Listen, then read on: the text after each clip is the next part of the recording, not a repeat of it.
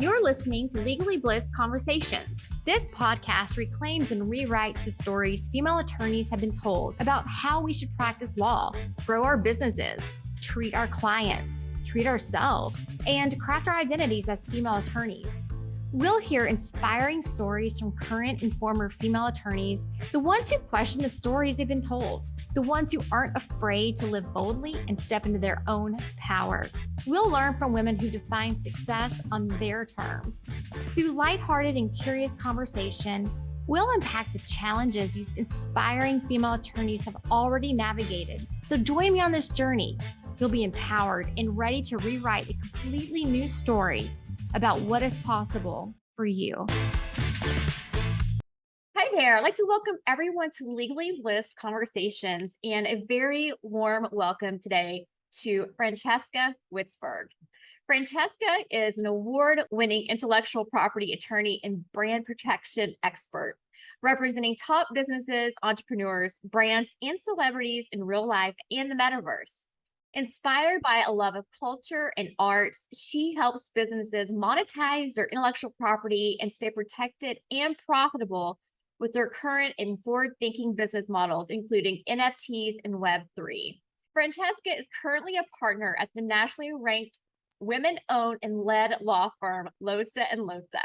Francesca is passionate about intellectual property and frequently writes, speaks, and teaches on the subject. In her spare time, she loves to read, write, run, and Peloton. Welcome, Francesca. I'm so happy you're here with me today. Thank you so much, Susie. I've been waiting for this, so I'm really excited to chat with you. Yeah, let's talk about you. Let's talk about your journey into law. I always like knowing, why did you decide to go to law school? Sure. It is literally the most cliche story. So someone at some point in my family told me, I was probably a very energetic 5-year-old that liked to argue, and someone in my family said, okay, you're going to make a good lawyer. And it just kind of stuck with me. I grew up in a family business, so I watched 2 generations of a family construction company, and I would work there and got to see what it's like to operate businesses.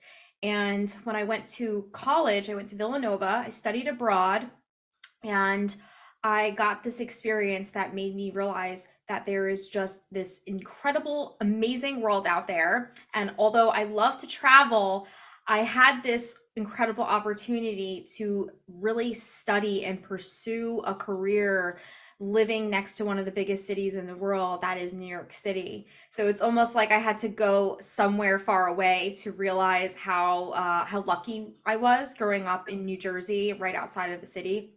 So all that, combined really made me decide to apply to law school. I had no idea what I really wanted to do. I thought I wanted to do immigration law, but getting there, I realized that that's when all like the spark went off. My love for fashion, art, entertainment, business really culminated when I learned what intellectual property law was. And so I learned that there were lawyers that advised businesses and helped them protect all of their creative works. And I just fell in love with it and didn't look back. That's awesome. So at what point in law school did that really hit you? Like, where you really saw kind of that fusion of all those different areas that interested you and intellectual property?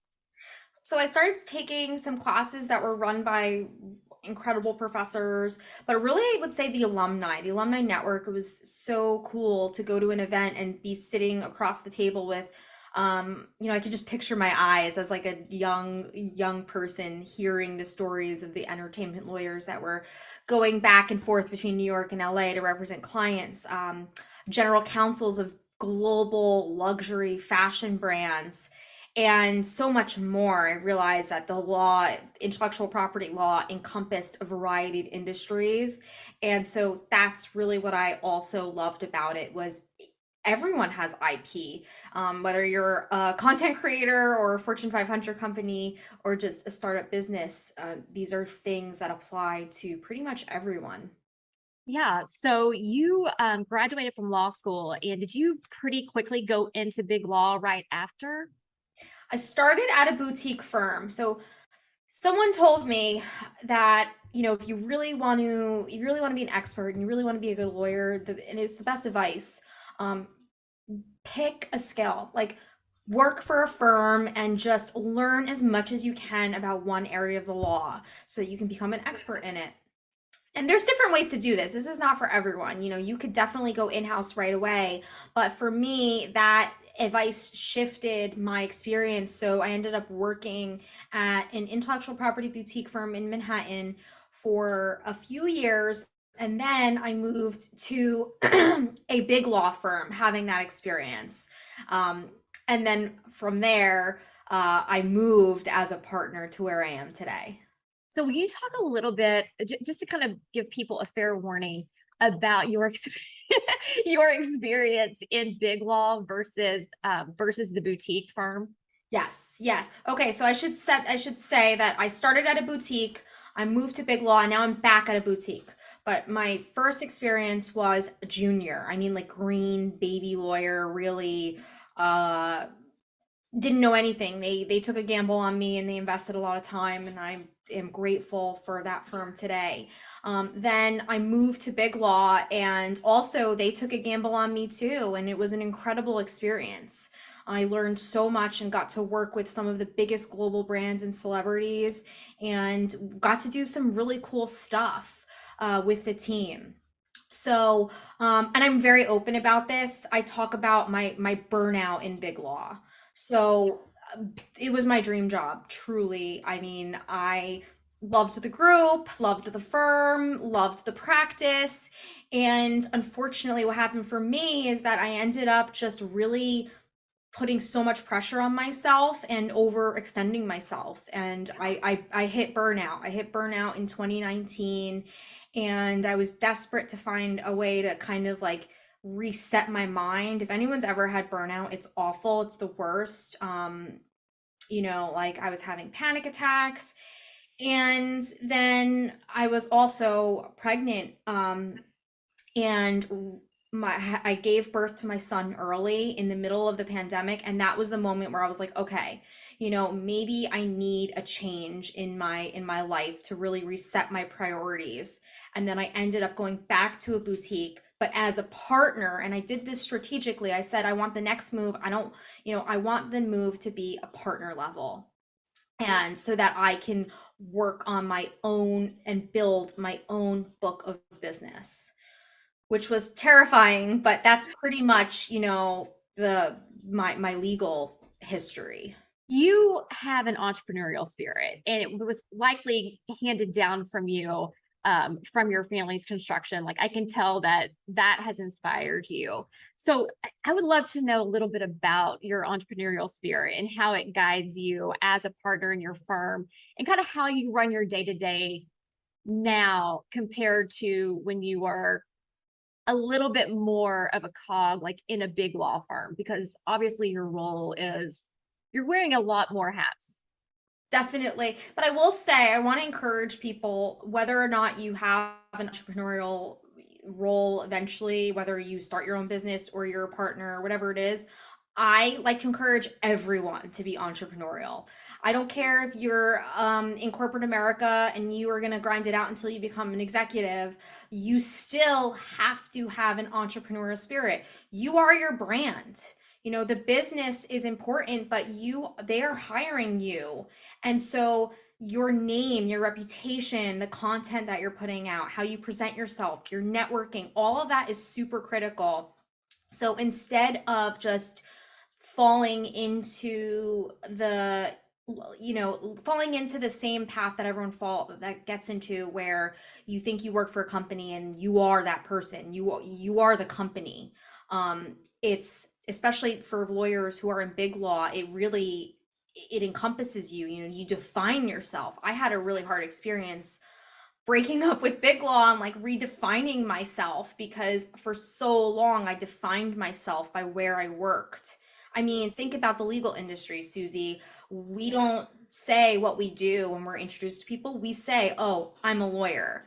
So it's like this identity, and I really encourage all employees, wherever you are, to take ownership of your personal brand, whether or not you decide to stay there, or because things happen. Companies um, change, they go under, or there's new companies that may attract you. And also, too, I even think internally that if you want to build your brand and show who you are to the upper, your supers and your supervisors and the people who are going to promote you, you have to have a brand. So whatever your intentions are, and with that is being entrepreneurial, really taking ownership of yourself and your brand, and building that out. I think that's like the my mission. I want to share with everyone. So let me ask you this. Okay, so before our conversation, I did a little stalking, of course. Um,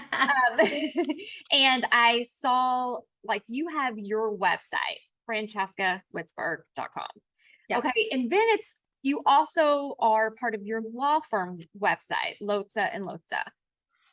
it's I mean, different, right? it's different, right? But let me ask you this. Do you think when you were in Big Law, would they have encouraged you or even permitted you to kind of have such a standalone brand that you have now? I can't speak for my former firm, but I will say that it's probably unlikely.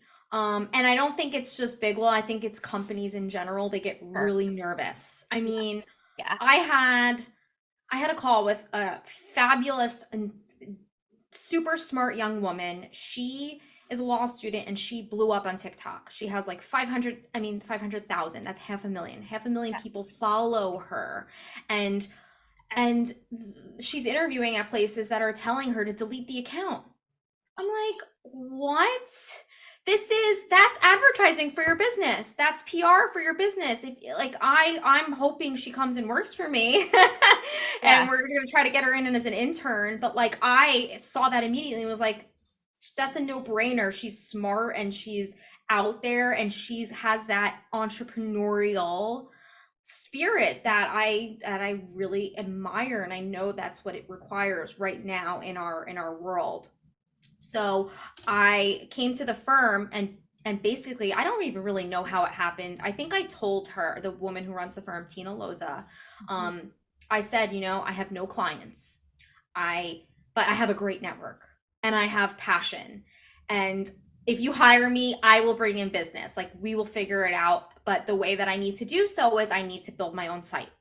I Mhm. need to start a social media account. I need to be on TikTok. And she was like, that is so cool. I am all for it. And she's been so supportive in the Yeah. firm. Her and her husband who run it together, Tina and Julio, they've been super supportive, which people say they're like, that's so crazy Yeah. that you have two separate websites, or that they let you do your own branding. And like I have my own logos. Yeah. I think that, I mean, personally, I think it's a beautiful thing, but I do, when I saw that, I was like, that's so cool that that you are permitted to do that because it's not Yes. necessarily the norm. So how I think it will become the norm. I do, because this is, the generation that you and I grew up in. It was where Facebook was only private and you only put up right. pictures of you and your friends hanging out. And if Yeah. you were younger, maybe doing stuff that you wouldn't want your parents or an employer, definitely not an employer, to see. So, but that has changed. The first thing I do when I look at resumes is I'm on LinkedIn. I want to see who they are. Are they posting? Are they engaged? Who are they? Like, Yeah. what's their personality? And then I'll see if I can get on their Facebook or their Instagram. And all I'm looking for is like, who is this person? I want to know who this person is. And I think we're shifting into this new environment where that is, people are embracing social media almost as like an extension of themselves. So you have yourself in the real world, and it's not unrelated. Like, this definitely has to do with COVID and everything being virtual. So where you can't physically meet people, you have to be online. You Mhm. have to have your own presence and your brand on the internet, and we do that through social. Mhm. Would you talk a little bit about our social media presence and just how important that is to not have certain types of photographs on there because it is the Yes. extension of our brand now. Yes. Okay. So 100%. You have to be very, I think it comes down to being intentional. Mhm. You have to be extremely intentional with what you post. Now, there's a difference between being intentional and not posting something because you think it's quote unquote unprofessional. Okay. So there's, and I say quote unquote because I think people put way too much in this unprofessional category. I mean, I put a picture of me and a selfie drinking coffee at the beach, with a hat, a cap on, and glasses. And that picture is seen by my corporate clients, in-house counsel, and like execs on LinkedIn. But that's who I am. There's nothing wrong with, I'm not a robot. I'm not always in a suit. I Right. don't Yeah. sleep in a blazer. And people want, it's refreshing. People want to see who you are. They want to see your personality. So I think focus less on like what I would say, just focused on putting your content out there and expressing yourself and being authentic. Mhm. But don't post something that you wouldn't want your mom or your grandma to see. I think grandma is like the good test, right? Grandma. The grandma test. Do we want grandma to see this? Like, and I'm saying that because you could post whatever the heck you want. Like Right. I will never tell anyone, go you. Like if you want to post and you're confident, whatever. But I'm talking about business. Mhm. So it's straddling that line between being professional and authentic. Mhm. And there's not always an answer. There's not, but you have to use your best judgment. And I've definitely put stuff out there that have like pushed the boundaries a little of, Mhm. I don't wear makeup in all of my stuff. And I will just I will show people as I am in daily life and how I actually work and how I actually live my life. I really want to commend you for that. As a fellow attorney, a fellow female, a fellow runner, one of the things that really first kind of caught my attention with you was you did maybe like a 5-minute video. It was on Instagram and you had just gone for a run or you were getting ready to, and it was so like non-scripted. I think you had like, I mean, you had your running stuff on, right? Like you were just a real person. And I love that. I was like, wait, she's cool. She's someone that anyone can talk to. She's very authentic about who she is. And for me, like I find that really attractive about someone, right? Who's not always like in the suit and kind of rigid, but it just really, and I can't even remember exactly what it was you were talking about, but the message itself, like I just remember it really resonated. So I think that that's a good lesson, right? You Like, just said the word resonate, connect. I was able to connect with you.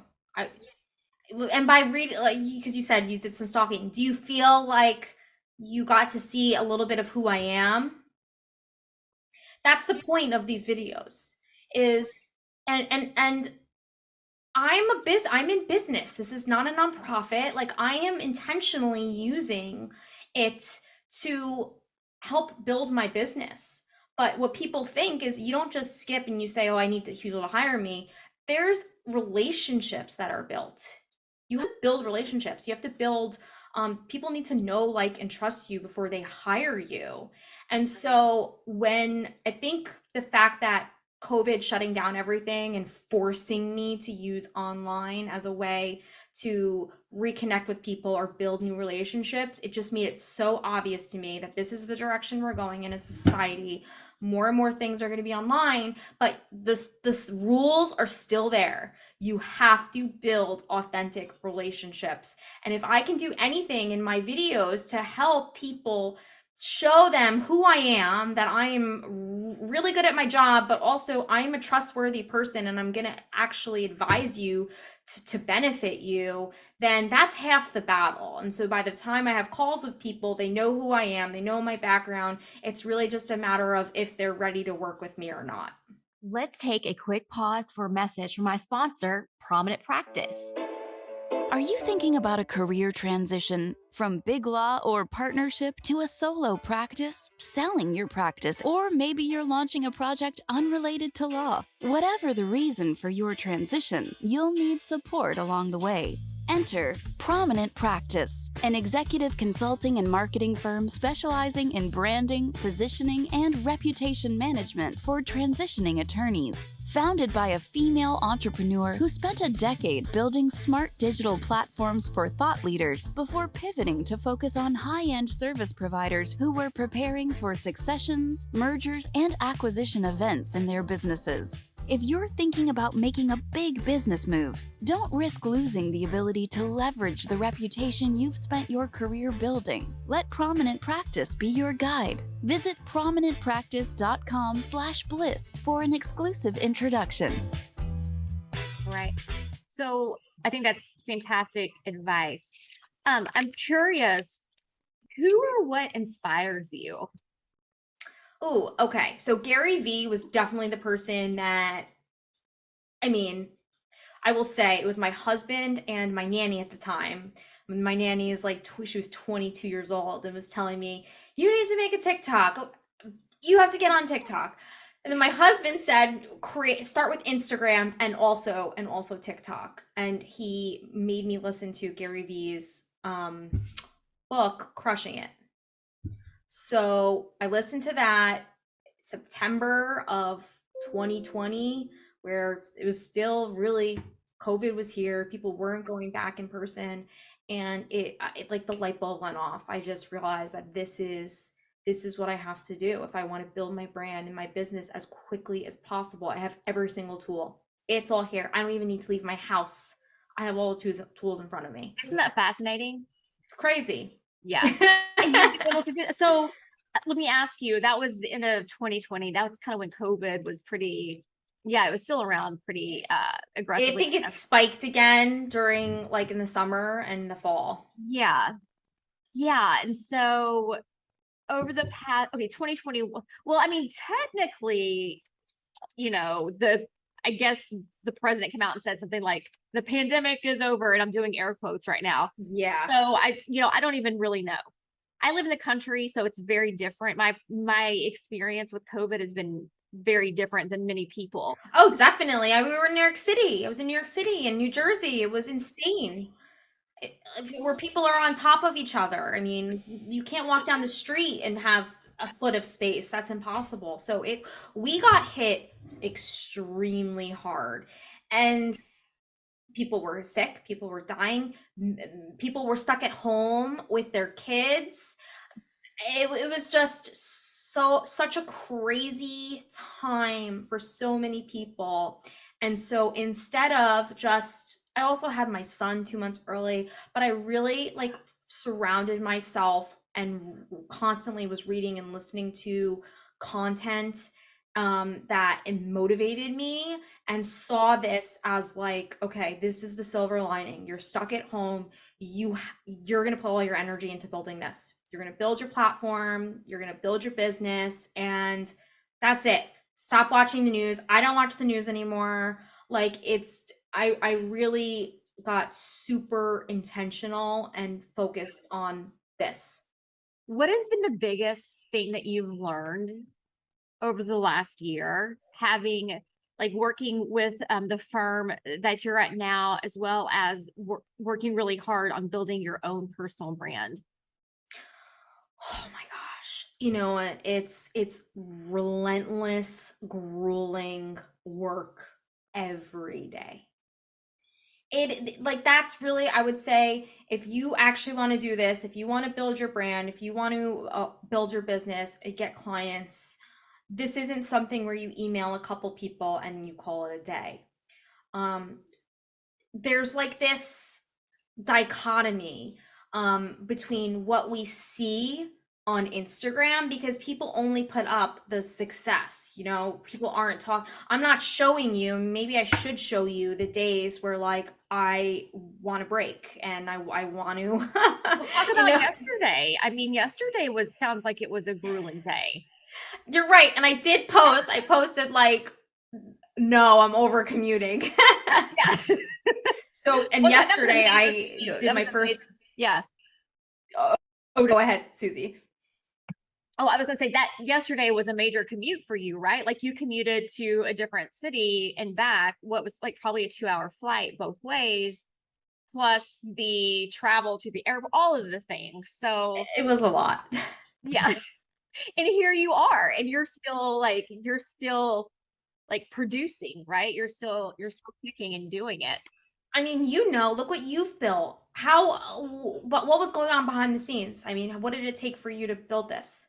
I mean, I've been balancing a law practice as well. So, really, really the goal, yeah. So the goal, for me is to like ultimately have my Legally Bliss community and my podcast. And I'm only posting the good things on Instagram. I think maybe I will start posting the crazy stuff though. I think you should, because, and I will too, okay? Because I do it a little bit, but it's important. I do it usually in lives where I'm just like, holy shit, I had to That get is up good. at Yeah. 5. My kids was screaming, and now I have to start my day. But like, it is another way, and it all comes back to authenticity Sure. and letting people see you for really who you are. Not just this rigid lawyer that's a robot that you don't know what they're saying and you're too embarrassed to ask them Yeah. what you're saying. It's kind of, I think it's all part of it. Yeah. It all is part of it. And it's kind of like when I did your introduction, like just a minute ago, and completely flubbed it, right? Like you're just like, okay, whatever, Let's go. let's go. Let's keep going. So yeah, I think that at some point I've joked that I have to have kind of like a bloopers reel for this podcast because there are plenty of them. So let me ask you about your current experience. Are you doing primarily trademark work? I guess just intellectual property in general. And I'd really like to dig in a little bit with you on Web3 and NFTs and kind of how all that interplays, Yes. because I'm very honestly ignorant when it comes to that, and I would love to know a little bit more about how that kind of integrates into your overall IP practice. Yes. So I am an intellectual property expert. Just as that person told me, when I was graduating from law school, you really want to become an expert in one area. Definitely, the core of my expertise when it comes down to it is trademarks and copyrights. Those are two of the fundamental pieces to my business. Our firm does patents, and also I think trade secrets is an amazing tool. So other IP tools, absolutely. But and then the last piece is also contracts. So if there's IP focused businesses that have some element of intellectual property, and let's be real, most are, if you really look at it that way, then I'll do contracts related to that. And how does Web3 play in? Gosh, well, right now, I mean, if you think about it, we are talking in a metaverse, right? You and I have not met in person. The people watching this video and listening to the audio, they have not met me. This is virtual contact. It's a virtual world that we're in. So that's for one. We're already in the metaverse. Technically, we are already in this virtual world. But what the word metaverse with a capital M has been referring to are two things. So the metaverse that people use with a capital M theoretically is going to be one day all of the individual metaverses, like all the VR software apps and the virtual apps that people are building will all one day link and be a virtual world that basically sits on top of our existing world, which is kind of crazy. But for now, when people say metaverse, like there's the sandbox is one, Decentraland is one. Those, all it is just software. Someone built out a platform. You could access it on the browser for some of them, or if you put your VR headset on, you'll be actually immersed in the software. But gaming has been, there's been gaming metaverses for forever until the term metaverse became super popular. And then Web3 is just the next evolution of the internet. So the way that We can think about it as Web 1 was the first invention of the internet, where it was a static page where it said hello comma world. I think was the first internet post. Then the Mark Zuckerbergs of the world took the internet. So they took the technology that was created and then they used that to birth social media as we know it, and user generated content platforms and Amazon, all those. That's Web 2. So that's what we're in right now. And Web 3 is just the next evolution of it, but it is also set to be based in blockchain technology and decentralized, meaning you may not know who's running these platforms, which the reality is most of the big ones that have really been leaders in Web3 are centralized. They're publicly traded companies. They want brands to do business on their platform in Web3. So that's a very interesting conversation. And then the law is just the law, whether or not you're an in-person store or you sell online or you're in Web3. The law is the law. So that's kind of how I, you have to be creative and you have to understand the technology to apply it. But it's the same thing. How I can advise a business that has a standalone brick and mortar store, I can also advise an e-com shop or social media client, and then I can also advise Web3 clients. So is the law going to be able to keep up with the evolution of technology? I think so, 100%. I mean, think about when the internet was invented. People were freaking out. And there's articles where people were saying that, this is the death of intellectual property. How are people going to be able to enforce their rights when with a click of a button, you can transmit someone's IP instantaneously across multiple countries, in multiple copies? It freaked people out. But so, of course, some of the laws either had to be adapted or enacted to clarify that they apply, like the Digital Millennium Copyright Act, which allows for copyright owners to take down unauthorized use of their photos. It's going to be the same thing. But in the meantime, we are still using the same tools. The major gap right now is where it comes with the blockchain and their crypto domain names, where you can get a brand name that a brand hasn't bought yet that's selling for $500,000 when converted into US dollars. So there's really no clear way to regulate those or how to do takedowns yet. So that's an area that we'll have to watch. Yeah. Okay. That's going to be interesting to watch. So we will talk about that again in like 6 months. Yes. You also teach, right? You're also, are you professor at Cardozo? Did I see that? I did a semester teaching, but I'm always there. I'm always talking. I mentor a lot of students. I created a Law School Mastermind course that was awesome. And it had a virtual element where like 15 young, bright women were in this like mentoring group, and it was phenomenal. But I am just super I'm swamped and I don't want to go back into burnout. I've learned my lesson. And so what I'm doing is I put the course up it's on demand. Anyone can watch it. So when I get law students who come in and want to know like tips, they can go there. And I'm doing lives. I think I have a workshop next week for law students. That's awesome. Where can people find the one is it sitting on your website? It's on Law School Mastermind. It's not a website. It's just the Instagram Law School Mastermind right now. Okay. Awesome. So there was, I had asked you kind of during our initial conversations, what is your must share strategy or piece of advice for young lawyers today? And you said something really interesting. And you said, I don't know if you remember, so I'll remind you, but you said bet on yourself. And I want to know what that means to you. Yes. Okay. So bet on yourself. What's funny is I made a post a couple months ago that got backlash. Like not like super controversial backlash, but people pushed back on it. I think I said something along the lines that from listening to all these top business people, the one point of advice that they wish they could go back and redo was they all wish they could start earlier.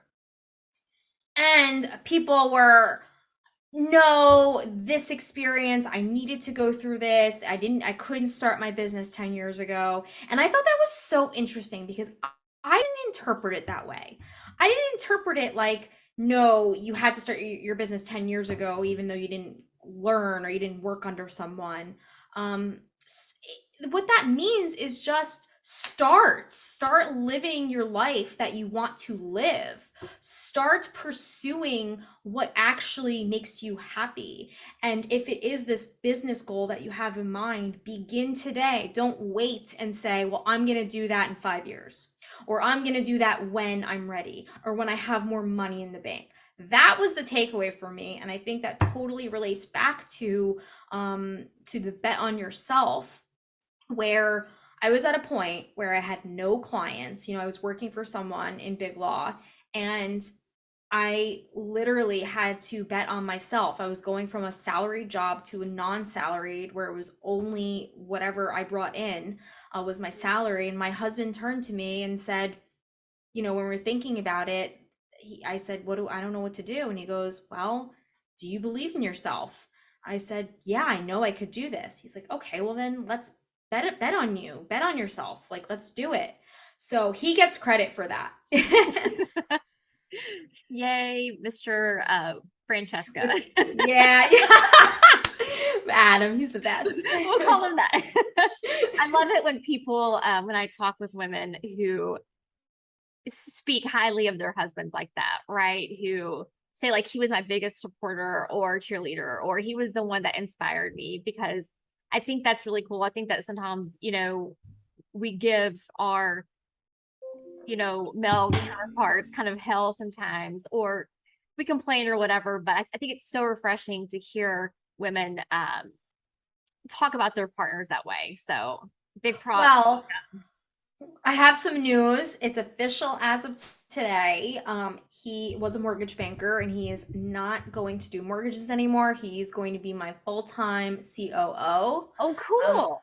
And with Witzburg, we're building out the platform. We're really going all in on our brand, and he is not only like my best friend, but he's a genius when it comes to business operations, and we're really just going to go all in on building the content platform. So hopefully 5 years from now or 10 years from now, when we watch this, we'll have our own podcast, him and I together, but it's very exciting. That is exciting. And that was actually going to be my next question. What is next for you and for your overall brand? So, and I'm kind of like happy that, thank you for providing this forum for lawyers and everyone in the legal industry to talk, because there's so much that I want to share with people about my journey, that this isn't just you grow a business overnight and everything's beautiful. And so I'm very open about what it takes and what's actually going on in my life. So I need to build it, right? It's not built yet. And I was doing all these things. I was doing Law School Mastermind. I was doing some coaching on the side. I was, and I just realized, stop. Focus on one thing that is the most important.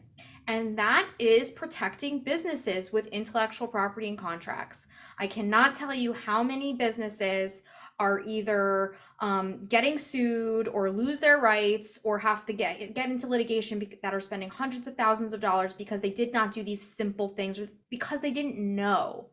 And a lot of it is, lawyers have been seen as these intimidating, expensive people. And I mean, literally, like at my old firm, or at some firms, you're in a high tower. And like that imagery, it's like, oh my gosh, I have to go visit my fancy lawyer. And so I want to change the narrative and really educate and empower business owners on understanding what IP is, how it is critical to running a business, and how it's actually going to save them way more money down the road, whether or not you're a small business or Fortune 500 company.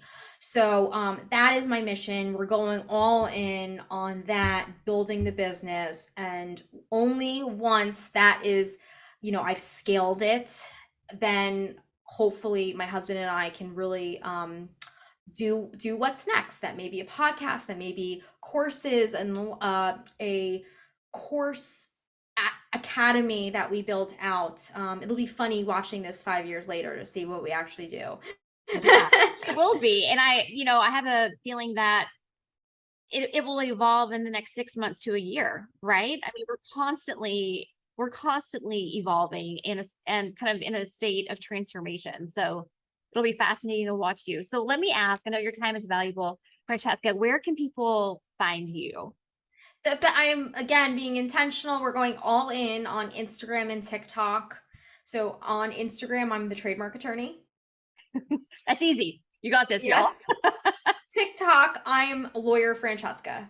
Francesca, this was so much fun. I loved learning a little bit more about your journey, and I think it was fascinating, just kind of the importance of, what you said about building your own brand at any stage of your career and betting on yourself. I think those are such beautiful gems of wisdom, and it's going to be so fun to continue to stalk you on on Instagram and see how you also evolve over the years. It's fun. Oh, thank you, Susie. Thank you, and thank you for really creating this space. It's wonderful. Thank you so much for hanging out with us today on Legally Blissed Conversations. If you love this episode and you want to hang out with other inspiring and light gold female attorneys, be sure to join the Legally Blissed community at legallyblissed.com. And be sure to follow me on Instagram at Susie Hickson. See you next time.